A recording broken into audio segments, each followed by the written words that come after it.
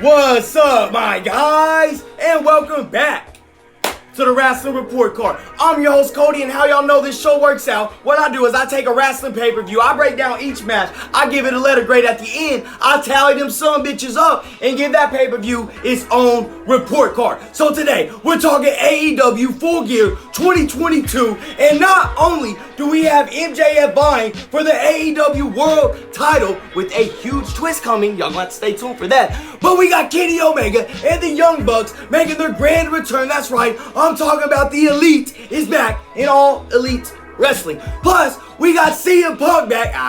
I'm just messing with you. CM Punk is not back, but we do have Jade Carghill's 41-0 streak on the line, as well as multiple other titles on the line. So without further ado, go ahead, buckle up your seatbelts. Buckle up that son of a bitch twice. And let's get to great stuff tonight. You got Jungle Boy Jack taking on Luchasaurus in the same arena that they won their very first AEW Tag Team Championships in. This rivalry between the two former champs has gotten so intense that they now have to be locked inside of a steel cage to settle this one. Big Luch came into this match with a purpose as he had Jungle Boy bleeding all over the place within the first 5 minutes. As he was laying the smackdown on Jungle Boy, Christian tried to be sleek when he thought he jacked the ringside referee's keys, but his ass got caught in 4K, which got him booted from ringside. During all this, Luchasaurus decided to introduce a table and 2 steel chairs to the scene. However, I bet he wished he would have left those chairs out because Jungle Boy Jack not only launched off one of them to hit a destroyer, but he hit Lucha with a backslide face first onto the other. Shout out to Christian, my guy. Luch got up from all that and answered with a choke slam back into the chair. Jungle Boy got up, answered with an avalanche sliced bread. Next thing you know, Jungle Boy hit that son of a bitch with a pile driver. I tell you what. Luchasaurus then landed a nasty tombstone face plant slam combo and damn near got the 3, but Jack was able to kick out. He went on to apply the sleeper onto Luch before smacking a chair across his head. Then Jack climbed to the top. No, not the top of the ropes, you idiot. The top of the cage, damn it. He launched himself down. He hit the elbow drop, crashing the big ass dinosaur through the table. He then rolled over and applied the snare trap, leaving Luchasaurus no choice but to tap out, giving a battered and bloody Jungle Boy Jack the victory.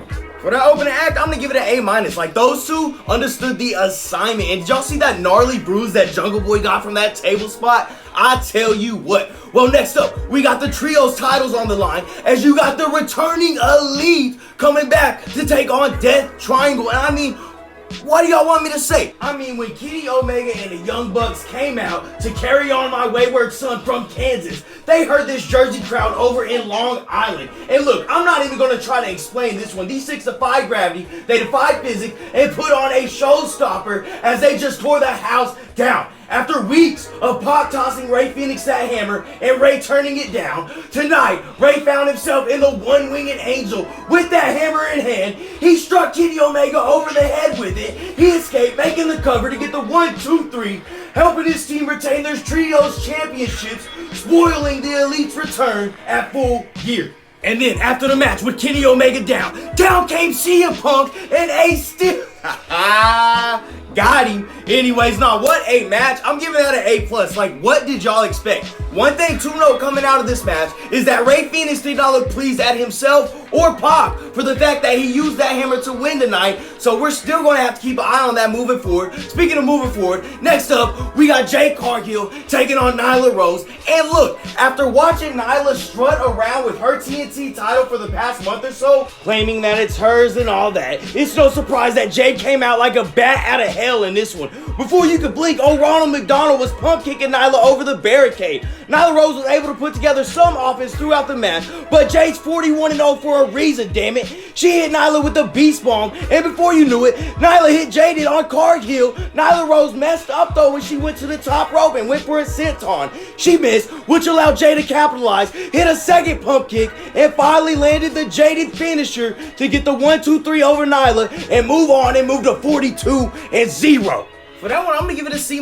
Hey, Jade Carghill's 42-0, and anybody down talking 2 ladies wrestling in a ring, I promise you ain't nowhere near as athletic as they are. So just do us all a favor and keep that to yourself, okay? Next up, in a fatal 4-way match for Chris Jericho's Ring of Honor title, you got Chris Jericho taking on Sammy Guevara, taking on Claudio, taking on the American Dragon, Bryan Danielson. And the big question coming into this one is, what will Sammy do since his boss Chris Jericho is the champion? You also have to wonder, how will the Blackpool Combat Club teammates fare in this match with each other as well?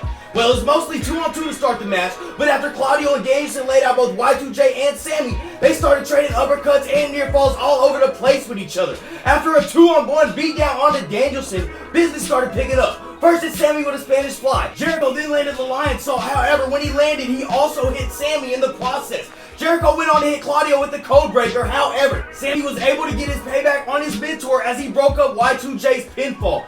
Things then started to explode between these two. Next thing you know, Sammy hit Y2J with the Code Breaker. After this, Jericho started going nuts, hitting the walls of Jericho on everyone until Claudio came back in. He and Danielson then applied both a sharpshooter and the label lock simultaneously onto the champ until Sammy came in and broke it up, making the save for his mentor. Or so he thought. After they embraced and everything seemed fine, Sammy struck. He not only hit Jericho with the GTH, he followed that up with his shooting star press, but that wasn't enough to keep the Ocho down for 3. Meanwhile, after putting on a clinic back in the ring, Danielson and Claudio then met atop the ropes, but out of nowhere, Sammy re-enters the scene. He met them atop the ropes. First, he hit Claudio with a beautiful cutter, climbed back up and hit Danielson with a second Spanish fly. Back outside the ring, Danielson launched himself from the apron, but Claudio caught him. He caught him midair, hit the neutralizer. He then went back in the ring, hit Sammy with a pop-up Euro before he picked that summit up and started swinging around and around. However, at this time, Y2J came sneaking back in. He soared over Sammy Guevara, landing not one but 2 Judas effects onto Claudio before covering him up, getting a 1-2-3 and retaining his Ring of Honor championship.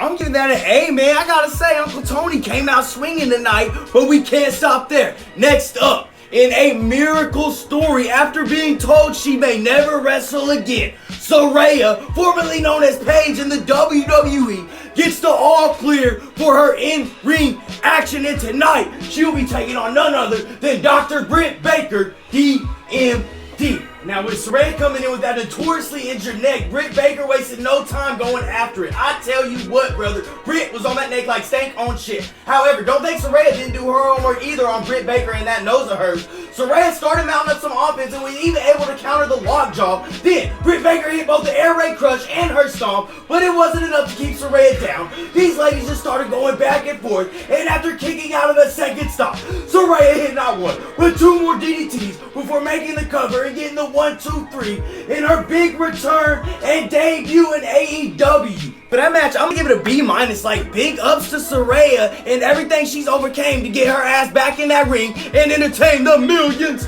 and millions of the Paige's fans. Anyways, next up, we got the U.S. title. We got the TNT title. I can't talk right now. We got the TNT title on the line, as you got Wardlow defending not only against Samoa Joe, but Powerhouse Hobbs as well. And say it with me, we got big meaty men slapping man meat. And if there's one thing I know, it's that Vince McMahon got himself a hotel room, a gallon of olive oil, and a family sauce pack of Tyson's ballpark franks for this son of a bitch right here. And for good reason too, as these 3 just beat the holy hell out of each other. After what looked like an F5 nader took place ringside, Wardlow started hitting the powerbomb Sydney onto Hobbs. What he didn't realize was that Samoa Joe had regathered himself. Joe picked up that TNT title. He smacked Wardlow over the head with it. With Wardlow now out of the picture, Joe grabbed Hobbs' lifeless body, put him in the clutch, choking him out and becoming the new TNT champion, adding that to his Ring of Honor Pure title. I'm gonna slap a B on that. And are we gonna start calling Joe Samoa Doe Straps now or not? As much as I like that name, I'm not gonna lie. It was not the time to pull the strap off of Wardlow just yet. Especially when possibly he and MJF could have held up titles high on the same night. I just thought that would have been cool. Well, next up, we got a couple of legends in tag team action, as you got Darby Allin and Sting teaming up to take on Jeff Jarrett and Jay Lethal. Double J and Jay Lethal came out with their entire crew, so Darby came running through the fog, laying out any and everyone with that skateboard of his, including Jay Lethal, before turning his attention to Jeff Jarrett, who stood in the ring. However, Jarrett didn't notice that behind him stood one of his oldest rivals dating back to WCW, the icon Sting. After Sting got the better of Double J early on, Darby drug his ass up the ramp. After laying him out, Darby fetched the ladder to hit a 20-foot high coffin drop. However, at this time, the giant Satnam Singh caught him and just launched his ass up the steel ramp. Sting's 63-year-old ass then took care of the Sting problem momentarily by launching himself from the stands down onto his ginormous 7'19" ass. Back in the ring, Jarrett and Lethal were in full control over Darby until Sting got back in. He tagged in, he trapped Jeff Jarrett in the Scorpion Deathlock, and after a failed attempt to interfere by Sanjay Dutton, that damn Satin MC got involved again, getting his payback on the Stinger. Yeah, what he did, there has to be abuse to the elderly. Anyways, Darby was somehow able to land on a stun dog, but when he went for the coffin drop, he didn't see Jeff Jarrett, who smashed that damn guitar on his back as he jumped. But that barely even fazed my guy Darby. He got up, Saddam Singh tried to get involved yet again, but this time Sting and Darby teamed up with a Scorpion Jetlock coffin drop combo. They then hit Jay Lethal with the same damn thing, and with Jeff Jarrett out of the equation, after landing the coffin drop, Darby was able to make the cover to get the 1, 2, 3 for the win. Yeah, I'm gonna give that a B. At the age of 63, Sting still continues to surprise us day in, day out. Plus, I love what we've been doing with Satnam Singh here lately, especially ever since Double J's came to AEW. Well, up next, we got the women's title on the line, as you got Jamie Hayter taking on Toni Storm, and this is our second match of the night between two former friends. I tell you what, these ladies weren't in no wrestling match neither. This was a Muskogee bar fight on a Tuesday night. Ask JR about that one. Anyway, with both ladies laid out in the middle of the ring after a huge headbutt, down came Hayter's girl Rebel. As the ref was distracted with Jamie Hayter, Rebel snuck up and struck Toni Storm with her own belt. Then, after missing on a hip attack and spilling out of the ring, Storm gets attacked again. This time, it's Britt Baker stomping her head in the title. Hayter failed to capitalize again, but with the entire crowd behind her, she was able to kick out of the Storm Zero. And then, once again, with this dumb ref, he didn't see Britt Baker, who took off the turnbuckle pad, and this time Hayter did capitalize. She sent Storm headfirst into that sumbitch before hitting the Hayter raid to get the 1, 2, 3 and win her first ever AEW Women's Championship. For that title match, I'm gonna give it a B+. I mean, we definitely made the right call putting the strap onto Jamie Hayter, and all eyes are gonna be on her and her friend Britt Baker moving forward. Well, up next, we got the tag team championships on the line. Each team comes into this grudge match with one win apiece in the third and final installment of this epic rivalry that has delivered iconic moment after moment after moment. Now, a big story coming into this match is that Bowens of the Acclaimed injured his shoulder on Dynamite this past Wednesday. And as much as he had it taped up tonight, there might as well have been a target on that sumbitch for the challengers. I tell you what, they treated that shoulder worse than Vince McMahon treats his tag team division. Now, despite all of the rumors swirling around Swerve in Our Glory, they were working as a cohesive unit, just tearing Bowens apart. Even when Caster came in with fresh legs, he basically just walked into a 2-on-1 handicap match.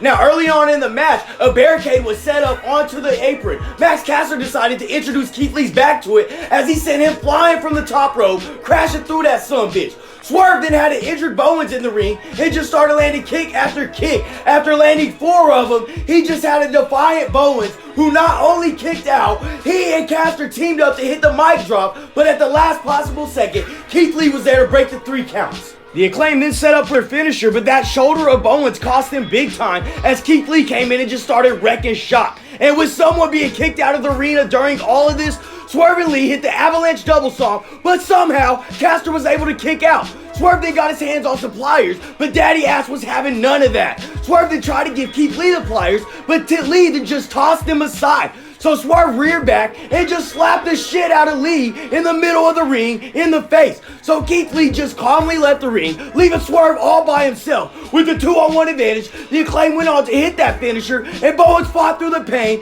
and landing it in the 1, 2, 3, retaining their AEW tag titles. For that, I'm gonna go with a B+. In the rivalry that none of us knew we needed in 2022 finally comes to a close. As sad as I am to see it go, I cannot wait to see what unfolds from all this for both teams. Well, anyways, that's enough talk, because it's time for the main event. After all the build-up, all the intros, all the speculation surrounding the firm, and William Regal, who will be ringside, it's time for these two to get after it. And there's just no denying the big match feel energy that's going throughout this arena. For the second time tonight, New Jersey was heard over the bay in Long Island, this time cheering on Strong Island's own MJF as the Devil looks to capture his first ever championship in AEW. And in a rare instance, Moxley wasn't only getting booed, we actually had an FU Moxley Moxley chant break out. I mean, this crowd was hostile, and Moxley just fed into this heel role perfectly, my guy. I can't lie though, the whole time I was watching MJF try to be a babyface, in my head I was like, Max, you ain't fooling anyone, my guy. Now about 12 minutes in, MJF was about to hit Mox with a tombstone onto the apron. However, it looked like he tweaked his knee in the process. Before he could think about that too much, Moxley started loading MJ up on the apron. Moxley then jumped to his left, pile driving Max head first through the table. Mox smartly went to work on that knee MJF hurt with a figure 4. After a while, MJF was not only able to reverse it, but somehow landed with the heat seeker. Moxley answered with an avalanche paradigm shift, but he came up clutching his shoulder, which allowed MJF to kick out. Mox then started gathering steam again, but when he came off the ropes, MJF pulled the ref in the way, sending Moxley crashing into him. Next thing you know, MJF pulls out the Dynamite Diamond Ring, but William Regal reminded MJF that he promised he wouldn't use it. A second ref ran down to the ring, but he got laid out too. Now with both refs down, William Regal then does the unthinkable. He sold his soul to the devil. He grabbed his brass knuckles, he handed them to MJF, who took him, knocked Moxley out with it, and by the time the ref got to his feet, he counted the 1, he counted the 2, and he counted the 3, and at just 26 years old,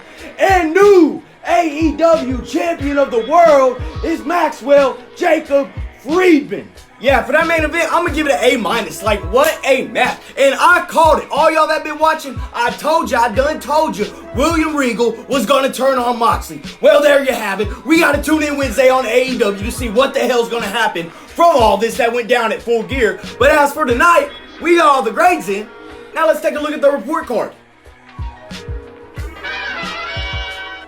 After tallying everything up, we came out with a final letter grade of a B+. That's right, in 88%. That's what I'm talking about, Uncle Tony. AEW did what they needed to do on this, and I can't wait to see what we doing moving forward. Well, as y'all know, I'm Cody. I'm going to sign off. If you haven't already, please subscribe to the channel, like the video. You can comment how dumb I am or how dumb this mullet looks. But other than that, I hope all y'all stay safe and have a nice day.